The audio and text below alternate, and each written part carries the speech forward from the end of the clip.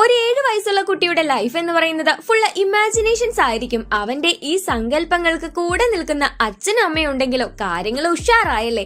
7 വയസ്സുള്ള നമ്മുടെ ടിമ്മിന്റെ ലൈഫ് ഇങ്ങനെയാണ്. അവന്റെ എല്ലാ കുരുത്തക്കേടുകൾക്കും കൂട്ടു നിൽക്കാറുള്ളത് അവന്റെ ഈ പാരന്റ്സ് തന്നെയാണ്. അവന്റെ ഏറ്റവും വലിയ പവർ എന്ന് പറയുന്നതും ഈ ഫാമിലി തന്നെയാണ്. അതുകൊണ്ട് അവന് ഏറ്റവും കൂടുതൽ ജീവിതത്തിൽ ഇഷ്ടമുള്ളതും അവന്റെ ഫാമിലിയാണ്. ഒരു ട്രയാങ്കിൾ പോലെ ഞങ്ങൾ സ്ട്രോങ് ആണെന്നാണ് ടിം പറയാറുള്ളത്. ഇവന്റെ അച്ഛനും അമ്മയും പപ്പിക്കോ എന്ന് പറയുന്ന കമ്പനിയിലാണ് ജോലി ചെയ്യുന്നത്. പുതിയ ഇനം ബ്രീഡ് പപ്പികളെ ഉൽപ്പാദിപ്പിക്കുന്ന ഒരു തരം കമ്പനി. ജോലി തിരക്കെല്ലാം കഴിഞ്ഞാൽ എന്നും രാത്രിയില് ടിമ്മിന്റെ അടുത്ത് വന്ന് അവർ കഥയൊക്കെ പറഞ്ഞു കൊടുക്കും. എന്നൊരു ദിവസം രാത്രിയില് നിനക്ക് ഒരു കുഞ്ഞനിയനായാലോ എന്ന് അവർ ചോദിക്കാണ്. അനിയനോ? ഈ കുട്ടികളൊക്കെ എവിടെന്നാ വരുന്നത് എന്ന് ടിം ചിന്തിക്കുന്നു. അവൻ അറിയില്ല, പക്ഷെ നമ്മളിപ്പോ അറിയും. കുട്ടികൾ വരുന്നത് ബേബി കോർപ്പ് എന്ന് പറയുന്ന കമ്പനിയിൽ നിന്നാണത്രേ.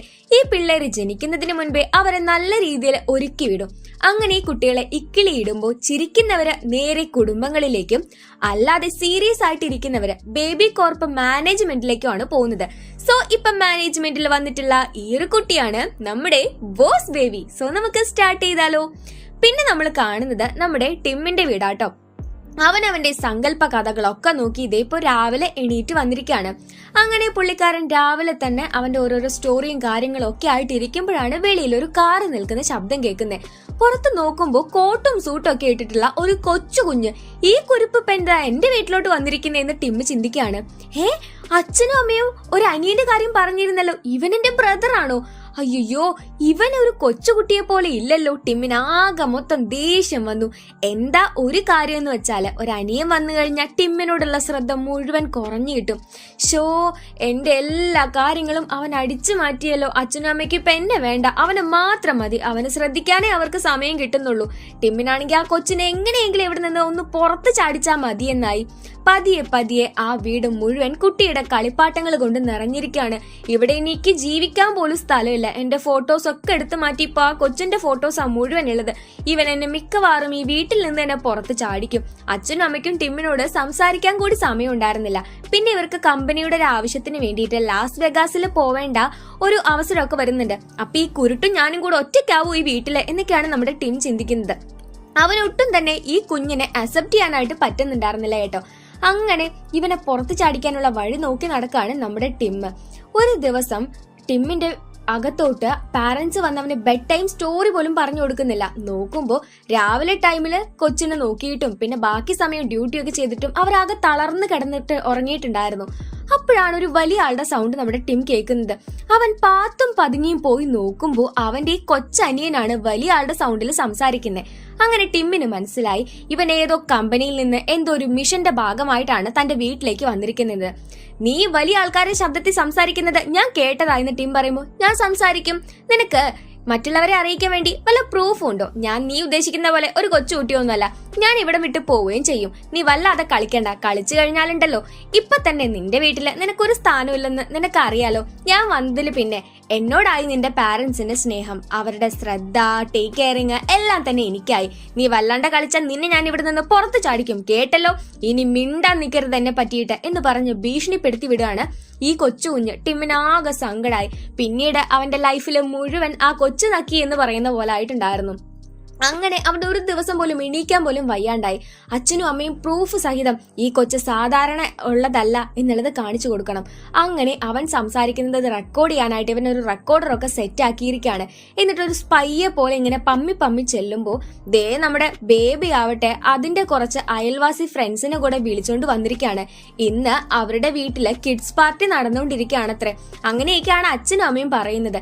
അങ്ങനെ ഈ പിള്ളേരുടെ അടുത്ത് നിന്ന് നമ്മുടെ ടിം കുറച്ചപ്പുറത്ത് മാറി ഇവർ സംസാരിക്കുന്നത് കേക്കാണ്.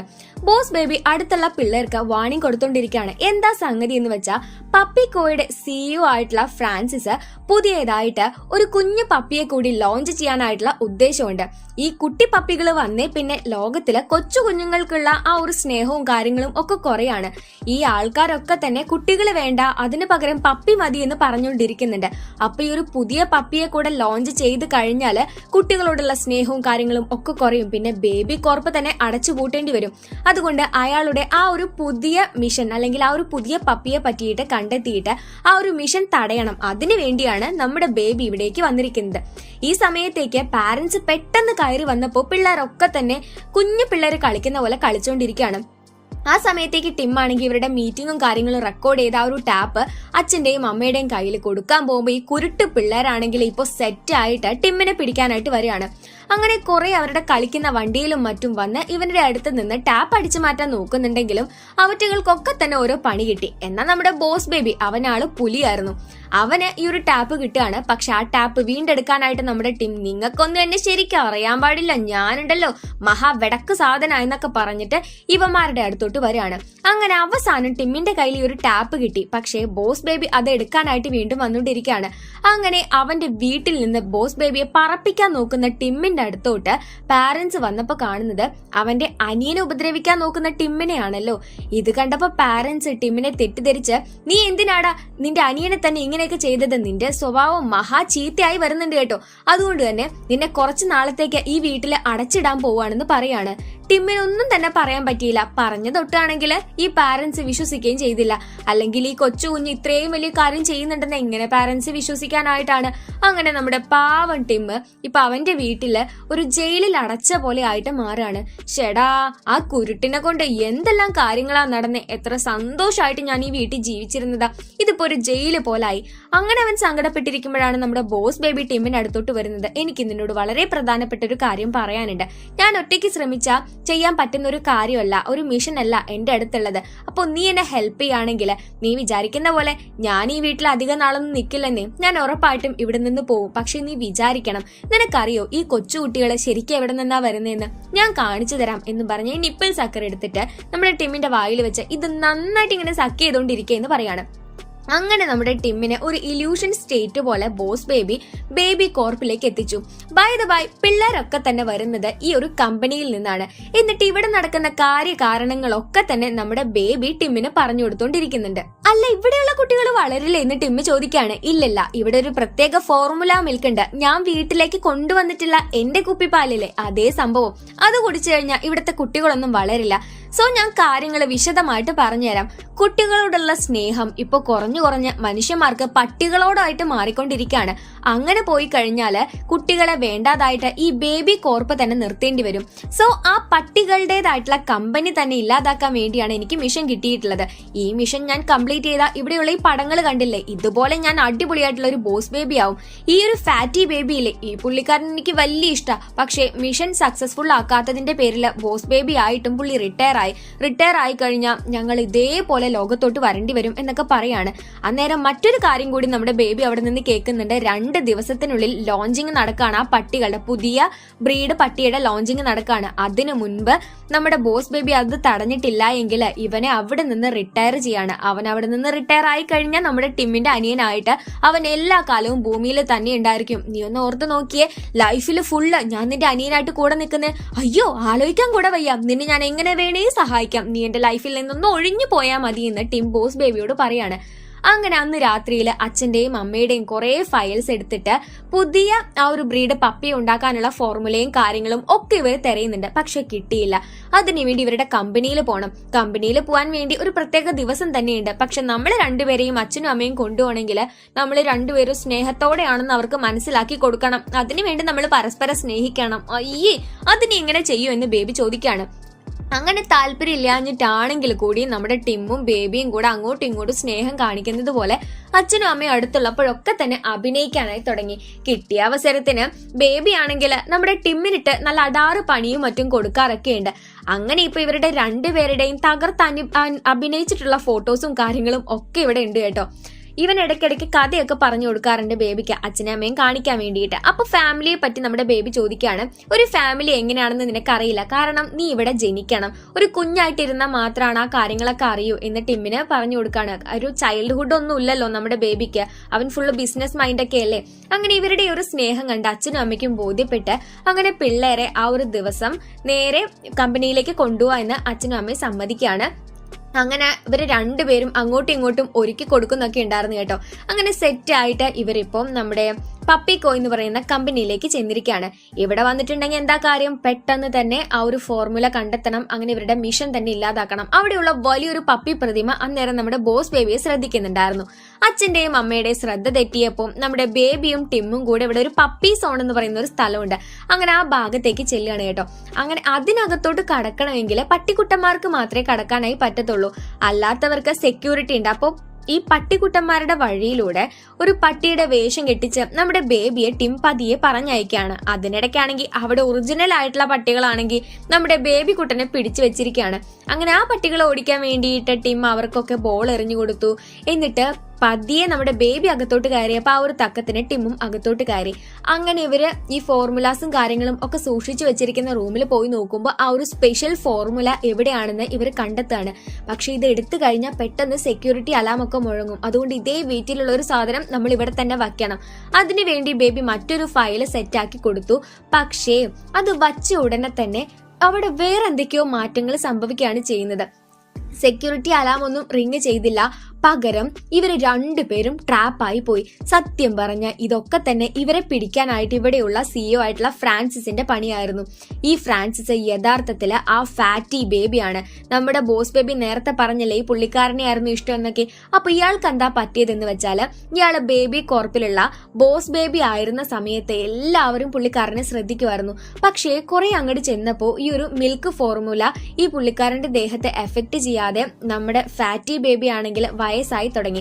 അങ്ങനെ വയസ്സായ ഇവനെ അവിടെ റിട്ടയർ ചെയ്തിട്ട് ഇവിടെ ജനിപ്പിച്ചു. അങ്ങനെ ഭൂമിയിൽ ജനിച്ച നമ്മുടെ ഫാറ്റി ബേബിക്ക് ഈ ബേബി കോർപ്പിനോട് ശത്രുതയായി. ബേബി കോർപ്പ് എന്ന് പറയുന്ന കമ്പനി നശിപ്പിക്കാൻ വേണ്ടിയിട്ടാണ് മനുഷ്യന്മാർക്കിടയിൽ ഈ കുട്ടികളോടുള്ള സ്നേഹം മാറ്റി പട്ടികളോടുള്ള സ്നേഹം വളർത്താൻ വേണ്ടി പപ്പിക്കോ എന്ന് പറയുന്ന കമ്പനി തന്നെ തുടങ്ങിയത്. ഇയാളാണെങ്കിൽ ആ വയസ്സാവാത്ത ബ്രീഡ് പട്ടിയെ ഉണ്ടാക്കാനായിട്ട് നമ്മുടെ ബേബിയുടെ ഫോർമുല മിൽക്ക് വരെ അടിച്ചു മാറ്റിയിട്ട് ഇവരുടെ അച്ഛനെയും അമ്മയും തന്നെയാണ് ആ ലോഞ്ചിങ്ങിന് ലാസ് വെഗാസിലേക്ക് കൊണ്ടുപോകുന്നത്. പിള്ളേരെ നോക്കാനായിട്ട് ഫ്രാൻസിസിന്റെ അനിയനായ ഫ്രാങ്കോയെയും ഇവിടെ ഇരുത്തുന്നുണ്ട്. ഈ ഫോർമുല മിൽക്കില്ലാതെ നമ്മുടെ ബേബിക്ക് അധിക സമയം ഒരു ബോസ് ആയിട്ട് പിടിച്ചു നിൽക്കാൻ പറ്റില്ല. അവൻ പതിയെ നോർമൽ ബേബി ആയിട്ട് മാറും. എത്രയും പെട്ടെന്ന് ഇവിടെ നിന്ന് ഫ്രാങ്കോയെ പറ്റിച്ച് പുറത്തു കടക്കണം. അതിനുവേണ്ടി ഇവരൊരു പ്ലാൻ കണ്ടെത്തി. നമ്മുടെ ബേബിക്ക് അസുഖമാണെന്നും പറഞ്ഞിട്ട് ഇപ്പോഴേ അവരുടെ അടുത്തേക്ക് മുഴുവനായിട്ട് ഒരു പച്ച നിറത്തിലുള്ള ജെല്ലിയൊക്കെ ചീറ്റിച്ച് നമ്മുടെ ഫ്രാങ്കോയെ ഒരു വിധം അവിടെ ട്രാപ്പ് ആക്കിയിട്ട് നമ്മുടെ ബേബിയും ടിമ്മും കൂടി പുറത്തേക്ക് ഇറങ്ങാണ്.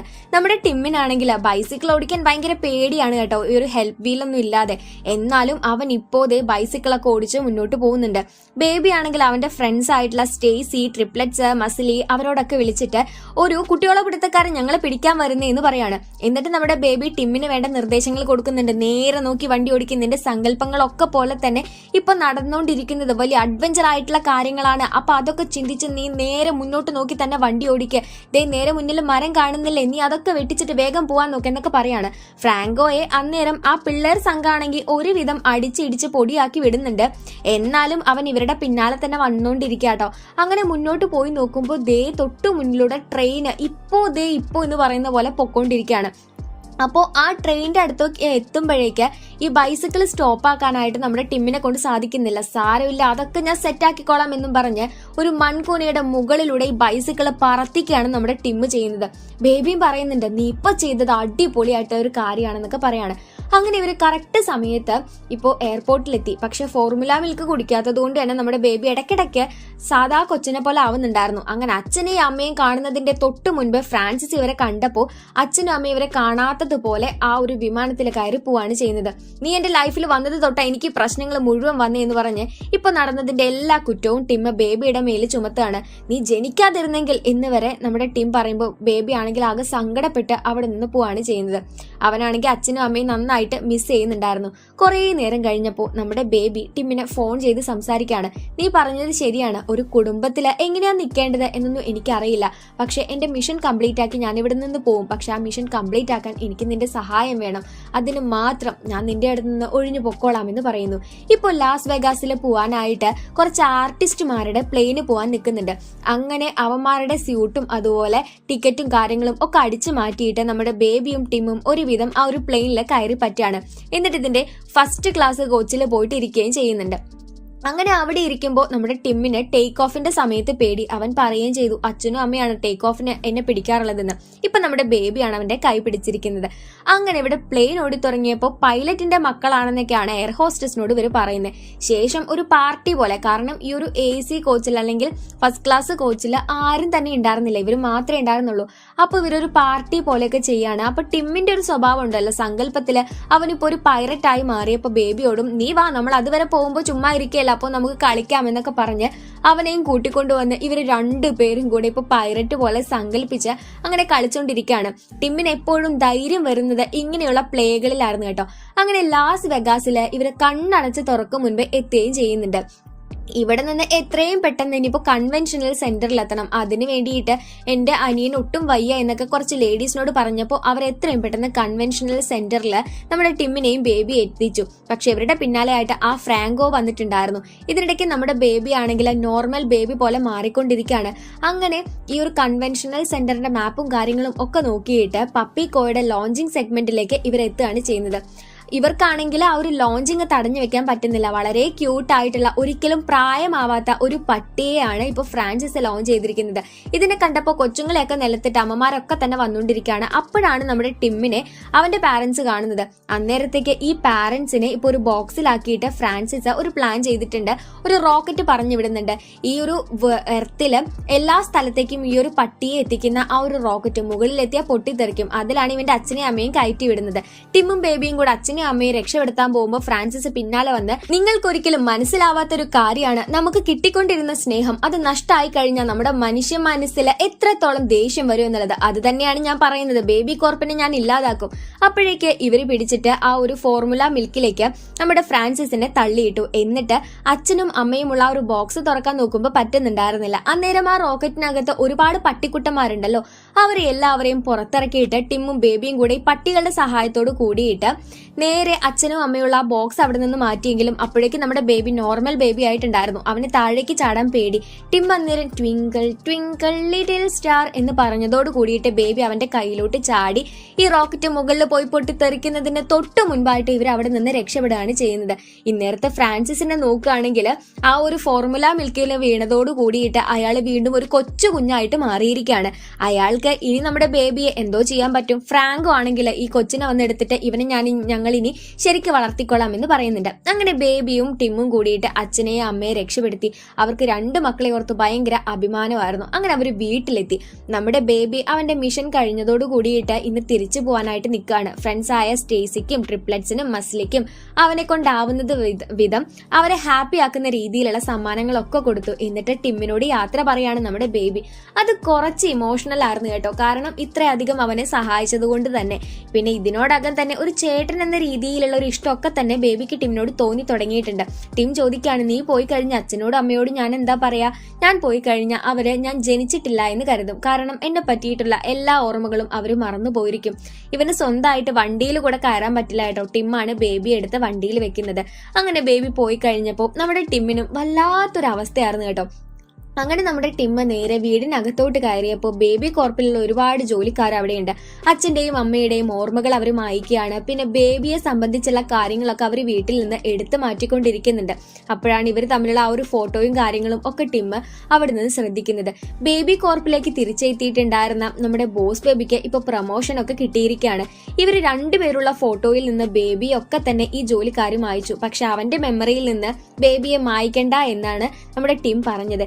ഇപ്പൊ നമ്മുടെ ബേബിക്കാണെങ്കിൽ അവന്റെ സ്വന്തമായിട്ടുള്ള ഓഫീസും കാര്യങ്ങളും ഒക്കെ കിട്ടിയിരിക്കുകയാണ്. പക്ഷെ 2 പേർക്കും അവർ ആഗ്രഹിച്ചതുപോലുള്ള ലൈഫ് കിട്ടിയെങ്കിലും ഭയങ്കര ബോറിംഗ് ആയിട്ട് തോന്നി തുടങ്ങാണ്. നന്നായിട്ട് അങ്ങോട്ടും ഇങ്ങോട്ടും മിസ് ചെയ്യുന്നുണ്ടായിരുന്നു.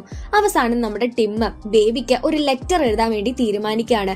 ഈ ബേബിക്കാണെങ്കിലും തിരികെ വന്ന് ഫാമിലിയോടൊപ്പം ജീവിക്കണം എന്നൊക്കെ ഉണ്ടായിരുന്നു. ആ സമയത്താണ് ടിമ്മിന്റെ ലെറ്റർ കാണുന്നത്. ടിം എഴുതിയത് എന്താണെന്ന് വെച്ചാൽ, നീ ഇവിടെ നിന്ന് പോകുന്നതോർത്ത് എനിക്ക് വലിയ സന്തോഷമായിരുന്നു, പോയി കഴിഞ്ഞപ്പോൾ എനിക്ക് അത് ഒട്ടും പറ്റുന്നില്ല. നമുക്ക് ലൈഫ് ലോങ് ബ്രദേഴ്സായി തന്നെ ജീവിച്ചൂടെ?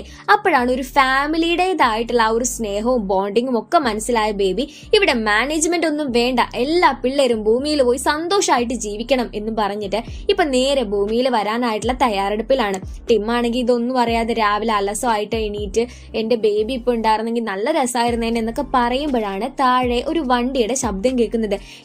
ബേബി കോർപ്പിന്റെ വണ്ടിയാണല്ലോ. അവൻ സന്തോഷത്തോടെ താഴെ ഇറങ്ങി വന്ന് നോക്കുമ്പോ അച്ഛനും അമ്മയും പറഞ്ഞു, മോനെ ഇതാണ് നിന്റെ അനിയൻ, ഇവന്റെ പേര് തിയഡോർ എന്നാണ്. എന്ത് രസാ എന്റെ അനിയവാവയെ കാണാനായിട്ട്, എടാ ചക്കരെ നീ അടിപൊളിയാ എന്നൊക്കെ ടിം പറയുന്നു. അങ്ങനെ അവന്റെയും അവന്റെ അനിയന്റെയും ഈ കഥ ടിം അവന്റെ മോൾക്ക് പറഞ്ഞു കൊടുത്തോണ്ടിരിക്കുകയാണ്. കാരണം നമ്മുടെ ടിമ്മിന്റെ മോളും അനിയത്തി ഉണ്ടാവുകയെന്ന് കേട്ടപ്പോ ഭയങ്കരമായിട്ട് ദേഷ്യം പിടിച്ചിരുന്നു. ഈ കഥ കേൾക്കുമ്പോൾ മോളും അടിപൊളിയായിട്ട് എന്റെ അനിയത്തിയും ഇങ്ങനെയാവോ എന്ന് ചിന്തിച്ച് അനിയത്തിയെ കുട്ടിയെ നോക്കുന്ന സമയത്ത് നമ്മുടെ ബോസ് ബേബി വന്ന അതേ ഗെറ്റപ്പിലാണ് ആ കൊച്ചും ഇപ്പൊ അവിടെ ഉള്ളത്. സോ ഇങ്ങനത്തെ ഒരു സീനോട് കൂടിയിട്ടാണ് 2017 പുറത്തിറങ്ങിയ ദ ബോസ് ബേബി എന്ന മനോഹരമായ ഈ ഒരു സിനിമ അവസാനിക്കുന്നത്. ഈ ഒരു സിനിമയിൽ വലിയൊരു കാര്യമാണ് കേട്ടോ, കുറെയൊക്കെ കോമഡിയും അതുപോലെ ഇങ്ങനെ ലളിതമായിട്ട് അവതരിപ്പിച്ചിട്ടുള്ളത്. ഒരു കോംപ്ലക്സ് ഉണ്ട്. അതായത് ഇപ്പോ രണ്ടാമത്തെ ഒരു കുഞ്ഞ് ജനിക്കുന്ന സമയത്ത് നമ്മുടെ എല്ലാ അറ്റൻഷനും ആ ഒരു കുട്ടിക്ക് പോവോ എന്നുള്ള ആ ഒരു എൽഡർലി ചൈൽഡിൻ്റെതായിട്ടുള്ള ആ ഒരു കോംപ്ലക്സും കാര്യങ്ങളൊക്കെ ഉണ്ടല്ലോ. അത് ഇത്രത്തോളം അടിപൊളിയായിട്ട് അവതരിപ്പിച്ചിട്ടുള്ള വേറെ സിനിമ ഉണ്ടെന്ന് തോന്നുന്നില്ല. ആനിമേഷൻ ആണെങ്കിലും നമ്മളെല്ലാം ഒരുപാട് ചിന്തിച്ചിരിക്കേണ്ട ഒരു സിനിമയാണ്. സോ അങ്ങനെ ഒരു കോംപ്ലക്സ് കാരണം കൊണ്ട് തന്നെ ഈ മുതിർന്ന കുട്ടി പല രീതിയിൽ ചിന്തിക്കാനും തനിക്കൊരു അറ്റൻഷൻ കിട്ടുന്നില്ല, തൻ്റെ ഫാമിലി ഫുള്ള് ആ ഒരു കുട്ടിയുടേതായിട്ട് മാറുകയാണ്, അങ്ങനെയുള്ള ചിന്തകളിലൂടെ പോയിട്ട് ഈ കുട്ടിക്ക് വേറെ എന്തെങ്കിലും രീതിയിലുള്ള തോട്ടും കാര്യങ്ങളും ഒക്കെ വരാനായിട്ടുള്ള സാധ്യതയുണ്ട്. ചിലപ്പോൾ വയസ്സാവുന്നതിനനുസരിച്ച് അത് മാറും. പക്ഷെ ചില കുട്ടികളിൽ അതിങ്ങനെ അധികമായിട്ട് തൻ്റെ ആ ഒരു സഹോദരൻ അല്ലെങ്കിൽ സഹോദരി അവരോടുള്ള ആ ഒരു മനസ്സിലുള്ള വിദ്വേഷം അങ്ങനെ തന്നെ കിടക്കുന്ന ഒരു അവസ്ഥയൊക്കെ വരും. സോ നമ്മൾ ചിന്തിക്കേണ്ട കാര്യം എന്ന് പറയുന്നത്, നമ്മുടെ കൂടെ ഒരു സിബ്ലിങ്സ് ഇല്ല എങ്കിലുള്ള ലൈഫ് നിങ്ങളൊന്ന് ഓർത്ത് നോക്കിയാൽ അപ്പോൾ മുതിർന്നു കഴിഞ്ഞാൽ സിബ്ലിങ്സ് ഇല്ലാത്തവരോട് ചോദിച്ചാലാണ് ആ ഒരു വിഷമം അറിയത്തുള്ളൂ. സിബ്ലിങ്സ് ഉണ്ടെങ്കിൽ നമുക്ക് ആദ്യമൊക്കെ ഒറ്റ കുട്ടിയായിരിക്കുന്ന സമയത്ത് കിട്ടുന്ന അറ്റൻഷനും കാര്യങ്ങളും ഒക്കെ കിട്ടില്ല, ആ ഒരു കുറച്ച് സമയത്തേക്ക് മാത്രം. പിന്നീട് നമ്മുടെ ലൈഫിൽ ഒരു സീക്രട്ട് കീപ്പർ അല്ലെങ്കിൽ ബെസ്റ്റ് ഫ്രണ്ട് അങ്ങനെയൊക്കെ പറയാൻ പറ്റുന്ന ഒരാളായിരിക്കും നമ്മുടെ സിബ്ലിങ്സ്. അവരില്ലാത്ത ലൈഫ് എന്ന് പറയുന്നത് ശരിക്കും ഒരു ഉപ്പില്ലാത്ത കഞ്ഞി പോലെ ഇരിക്കും എന്ന് അർത്ഥം. അപ്പോൾ സിബ്ലിങ്സ് ഇല്ല കൂട്ടുകാരെ, എങ്ങനെയാണ് നിങ്ങളുടെ ലൈഫ്? നിങ്ങൾക്ക് എന്തായാലും നമ്മൾ തമ്മിൽ അങ്ങോട്ടും ഇങ്ങോട്ടും അടിപിടി കാര്യങ്ങൾ ഒക്കെ ഉണ്ടായിരിക്കും. പക്ഷെ അവർ നമ്മുടെ അടുത്ത് നിന്ന് മാറി നിന്ന് കഴിഞ്ഞാലാണ് നമുക്ക് ആ ഒരു അത്രത്തോളാണ് ആ ഒരു മിസ്സിങ് എന്നുള്ള കാര്യമൊക്കെ മനസ്സിലാവുള്ളൂ. അപ്പോൾ നിങ്ങളുടെ സിബ്ലിങ്സ് ഫൈറ്റിന്റെ കാര്യവും ലവിന്റെ കാര്യവും ജസ്റ്റ് കമന്റ്സ് ആയിട്ട് അറിയിക്കുക. ബോസ് ബേബി എങ്ങനെയുണ്ടായിരുന്നു? നിങ്ങൾക്ക് വീഡിയോ ഇഷ്ടപ്പെട്ടുവെങ്കിൽ ലൈക്ക് ചെയ്യുക. ഇത്തരത്തിലെ വീഡിയോസ് കാണാൻ നമ്മുടെ ചാനൽ സബ്സ്ക്രൈബ് ചെയ്ത് വെച്ചേക്കുക. പിന്നെ നിങ്ങളുടെ അഭിപ്രായങ്ങളെല്ലാം കമന്റ്സ് ആയിട്ട് അറിയിക്കുക. സോ അടുത്തൊരു വീഡിയോ ആയിട്ട് നമുക്ക് വീണ്ടും കാണാം. ടാറ്റാ, ബൈ.